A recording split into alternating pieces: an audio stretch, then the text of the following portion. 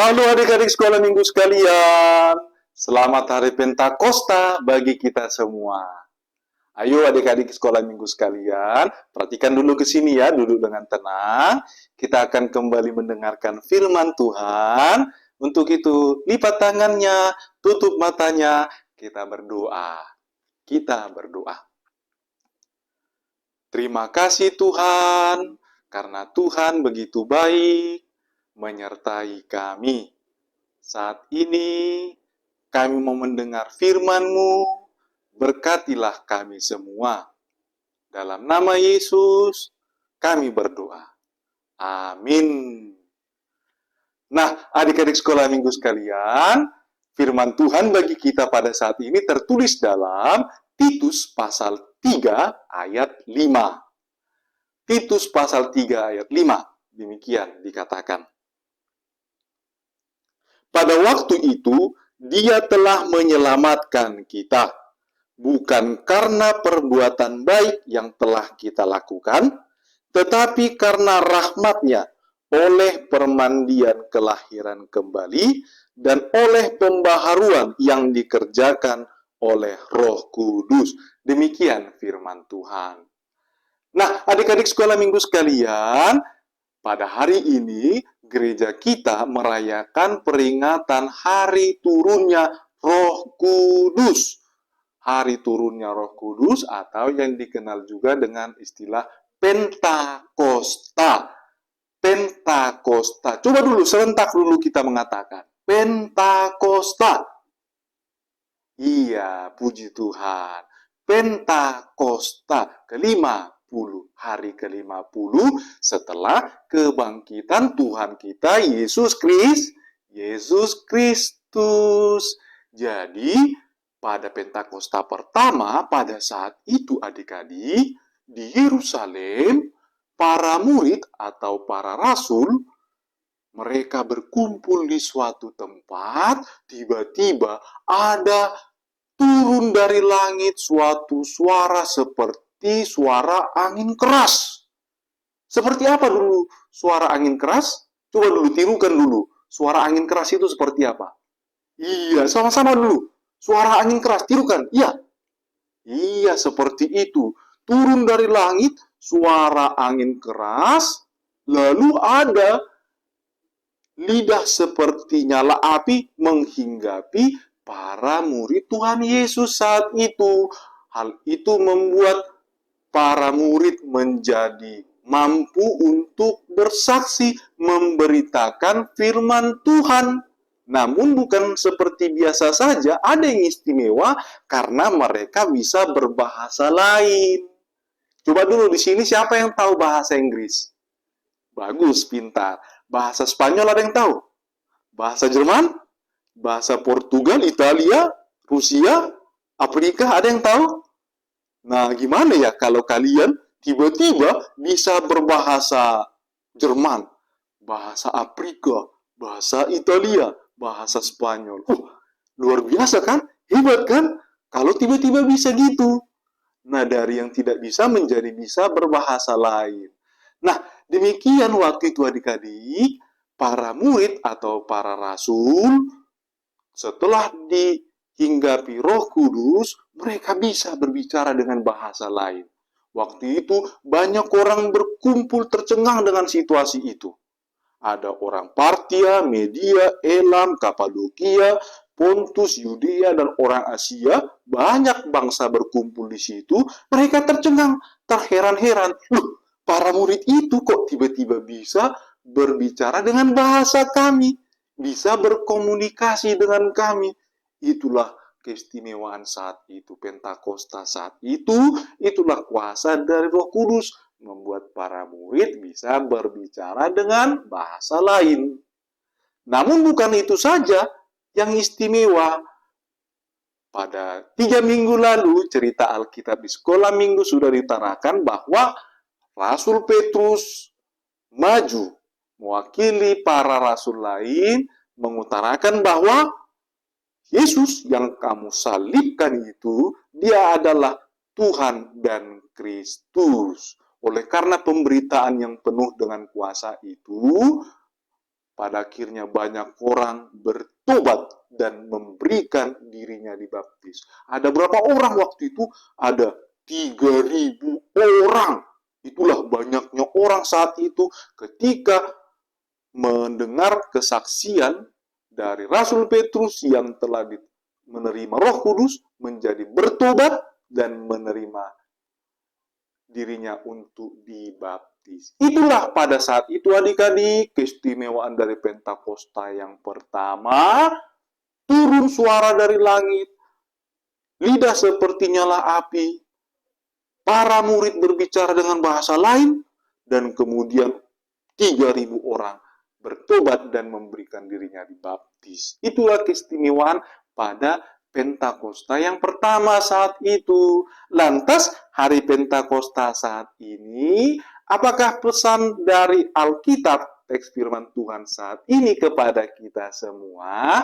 Yang pertama adalah mensyukuri rahmat keselamatan dari Tuhan. Rahmat keselamatan dari Tuhan. Seperti apa rahmat keselamatan dari Tuhan? Ya tentu melalui turunnya Roh Kudus. Dalam iman kita mengakui, menyadari, mengimani, mempercayai bahwa Roh Kudus, Roh Tuhan ada bersama kita semua, bersama adik-adik sekolah minggu sekalian. Siapa di sini yang mau menerima Roh Kudus? Coba dulu angkat tangan. Iya, coba dulu kepada teman yang di sampingnya, hembus dulu teman di sampingnya. Gitu, hembuskan dulu napasnya ke teman yang di sampingnya. Gitu, katakan. Buat dulu seperti itu ke teman yang di sampingnya. Nah, coba dulu. Udara yang dihembuskan dari mulut temannya, bisa nggak kalian lihat? Tidak bisa kan? Nggak bisa kita lihat udara yang dihembuskan. Tapi kita tahu bahwa udara itu ada. Udara itu terasa di kulit kita dan kita tahu bahwa udara itu ada di antara kita. Demikian juga adik-adik sekolah minggu sekalian, di mana Roh Tuhan itu, di mana Roh Kudus itu yang ada bersama kita, secara kasat mata kita tidak bisa melihatnya, tapi kita tahu. Tapi kita percaya bahwa Tuhan menganugerahkan rohnya, roh Tuhan, Roh Kudus kepada kita. Memberikan rohnya untuk menemani, mendampingi kita. Itulah dia bagian dari keselamatan itu. Jadi, mulai dari kelahiran Tuhan Yesus, kematian Tuhan Yesus, kebangkitan Tuhan Yesus, kenaikan Tuhan Yesus, lalu turunnya Roh Kudus. Yesus naik ke surga, tapi kita selalu ditemaninya melalui Roh Kudus. Roh Kudus diturunkan untuk mendampingi kita, menyertai kita, mengajari kita, membimbing kita. Pada saat ada misalnya godaan, kita dibimbing Roh Kudus, kita diingatkan Roh Kudus. Itu bukan pensilmu. Itu bukan uangmu. Itu bukan bukumu. Jangan simpan di tasmu, kembalikan kepada orangnya. Itu pekerjaan dari Roh Kudus, mengajari kita, membimbing kita. Itu dia adik-adik sekolah minggu sekalian. Siapa di sini yang takut ke kamar mandi pada saat malam-malam? Nah, kalau masih ada yang seperti itu, ingatlah bahwa Roh Tuhan, Roh Kudus sudah diberikan Tuhan kepada kita untuk menemani kita. Jadi mau ke kamar mandi pun, Tuhan ada kok. Roh Tuhan, Roh Kudus ada kok bersama dengan saya. Kuasa si jahat tidak ada yang perlu ditakutkan. Kuasa Tuhan menang melawan ketakutan ataupun kuasa jahat. Itulah dia adik-adik sekolah minggu sekalian, rangkaian keselamatan dari Tuhan, rahmat keselamatan dari Tuhan yang kita syukuri bersama, kita hidupi bersama. Itulah yang pertama. Yang kedua adalah tunduk dan setia kepada Tuhan karena Roh Kudus. Nah, adik-adik sekolah minggu sekalian, dalam teks firman Tuhan sekarang ini ditunjukkan bahwa ada dua pekerjaan Roh Kudus. Dua pekerjaan Roh Kudus dalam firman Tuhan sekarang ini, yakni baptisan kelahiran kembali dan pembaharuan.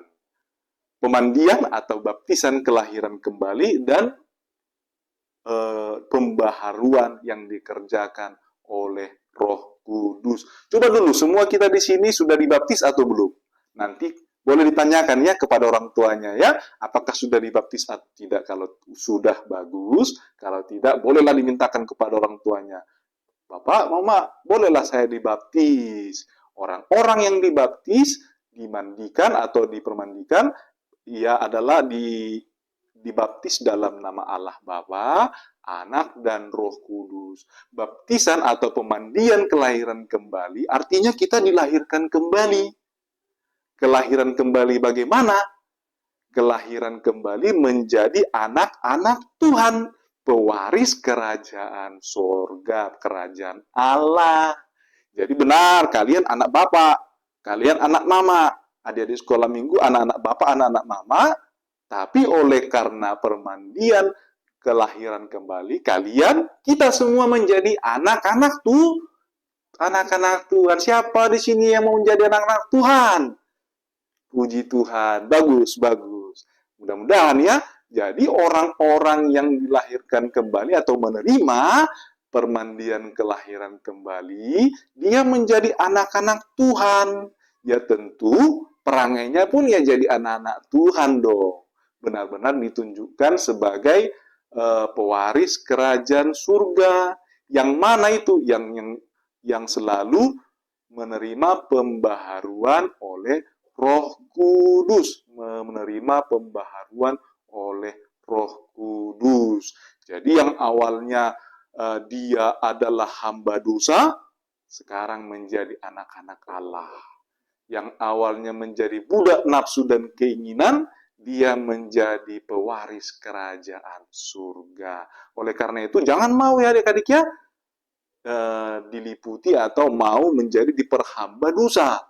Jangan mau dikuasai oleh nafsu dan keinginan. Seperti apa itu? Misalkan gini, kalian terpengaruh, keinginan kalian, maunya main handphone terus, maunya main game terus, main gadget terus. Sampai-sampai dia lebih memilih handphonenya daripada sekolah minggu. Nah, hal ini sebenarnya sudah dikuasai hawa nafsu dan keinginan. Kalau sampai jadi lupa makan, terlambat tidur, nggak tidur siang, atau jadi lama tidur malam, ini sebenarnya adik-adik sudah dikuasai hawa nafsu dan keinginan. Jangan mau ya menjadi diperhamba seperti itu. Tapi jadilah anak-anak pewaris kerajaan surga yang mengikuti kehendak Bapa. Ya tentu lebih memilih untuk mendengarkan apa yang dikatakan Tuhan, setia kepada Tuhan. Tidak lagi dikuasai dosa, tidak lagi dikuasai hawa nafsu, tapi memberikan dirinya setia dan taat kepada Tuhan. Mendengarkan nasihat orang tuanya ketika dikatakan, berhentikan itu main handphone itu. Oke Mama, oke Bapak. Belajar dulu, kau selalu langsung main handphone. Oke Mama, oke Bapak. Tapi kalau mau ujian di sekolah pun, tetap dia mesti megang handphonenya. Ini sebenarnya sudah bagian dari hawa nafsu. Tapi kita, adik-adik sekolah minggu sekalian, yang menerima permandian kelahiran kembali, ya tentu jadilah anak-anak Tuhan, pewaris kerajaan Allah, dan senantiasa diperbaharui oleh Roh Kudus. Cara-cara yang lama, cara hidup yang lama, tinggalkan. Yang sebelumnya dia orangnya nakal, cerewet, tukang marah, tukang ngambek, kejahatan lainnya, itu ditinggalkan. Sudah diperbaharui Roh Kudus, biarlah hati kita juga menjadi baru. Semangat kita baru untuk setia kepada Tuhan. Semangat kita baru untuk memuji Tuhan. Itulah yang kedua. Yang ketiga adalah, dan ini yang terakhir, berbuah melalui perbuatan-perbuatan baik. Tadi sudah ditarakan dalam teks firman Tuhan bahwa Tuhan menganugerahkan keselamatan bukan karena perbuatan-perbuatan kita. Namun demikian bukan berarti perbuatan baik itu tidak penting ya. Cuma kita memahami adik-adik bahwa kita berbuat baik bukan untuk mengejar keselamatan. Tapi keselamatan itu sudah ada bersama-sama kita. Oleh karena itu sebagai orang-orang yang baik hati, orang-orang yang tahu berterima kasih, kita berbuat baik oleh karena mensyukuri berkat Tuhan. Jadi masing-masing dari kita mengerjakan kebaikan, mau menolong orang tua, mau menolong teman, karena sebagai ucapan syukurnya kepada Tuhan. Saya sudah diselamatkan Tuhan, untuk itu baiklah saya berbuat baik. Saya sudah diberikan anugerah dari Tuhan, untuk itu saya harus mengucapkan kata-kata yang baik, berkata jujur, tidak berbohong. Nah, itu karena Tuhan sudah menyelamatkan kita. Itulah tadi adik-adik sekolah minggu sekalian, bagaimana firman Tuhan mengingatkan kita begitu besar rahmat Tuhan itu, belas kasihan Tuhan itu, sehingga perbuatan baik kita kerjakan sebagai ungkapan syukur kita kepada Tuhan. Kiranya kita dikuatkan untuk mengerjakan kehendak-Nya. Amin, kita berdoa. Terima kasih Tuhan, karena Tuhan begitu baik, menyertai kami, memberikan firman-Mu. Sertai kami Tuhan, kuatkan kami, agar kami mampu mengerjakan kehendak-Mu. Dalam nama Yesus, kami berdoa. Amin. Oke adik-adik sekolah minggu sekalian, sampai jumpa pada kesempatan berikutnya. Bye-bye.